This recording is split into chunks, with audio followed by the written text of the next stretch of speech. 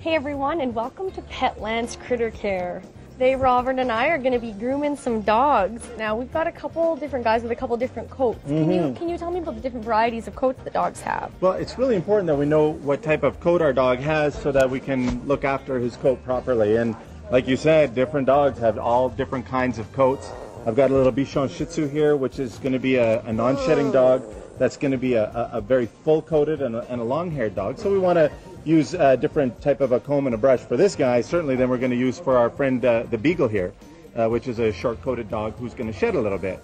And then there's wire-coated dogs like our terriers, and there's double-coated dogs like Pomeranians, and so there's a few different things to take into consideration.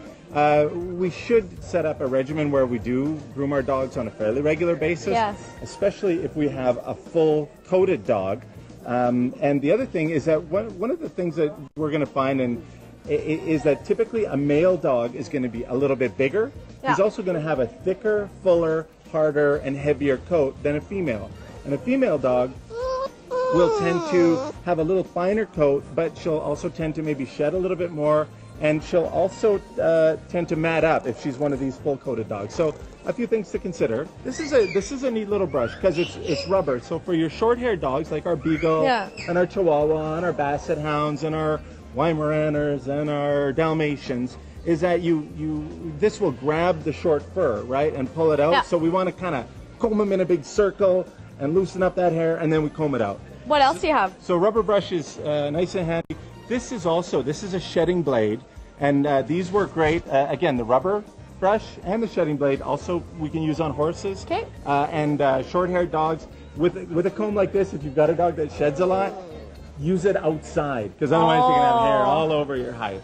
So. Oh, I already have that. So, and we've also got a couple of combs here. Are these for the longer-haired guys? Yeah, this is an interesting comb. This is a dematting tool actually. And it's got the blades on the inside are fairly sharp.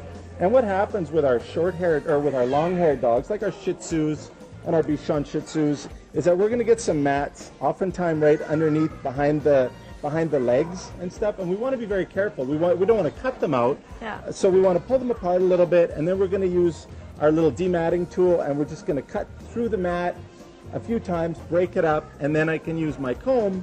And I can just, then I can just comb right through it. So, just a few tips. Talk to your pet counselor about the coat type that your dog has and what the best grooming tools are going to be. I would certainly feel free to use a groomer, yeah, especially again with a fuller coated dog like this.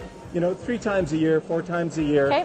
And the other thing is that if your dog's getting mats in his coat, that means that he's not getting air down to his skin. And a dog in a full, thick, heavy coat, they're just so uncomfortable. So it's a really good way to interact and bond with your pet as well. Absolutely fantastic. Thank you so much for the advice, Robert. And we'll see you again next week on Petland's Critter Care.